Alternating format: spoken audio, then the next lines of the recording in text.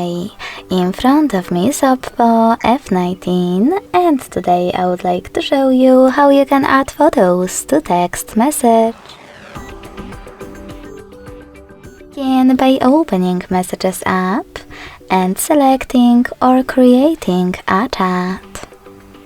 Following that, select this icon with a camera and the photo at the bottom left corner.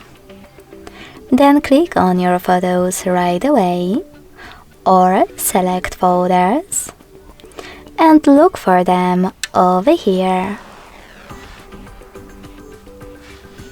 After locating your picture, you need to hold it and click on Select at the top right corner to attach it.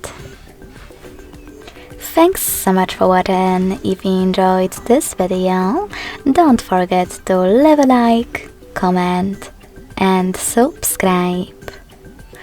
Bye!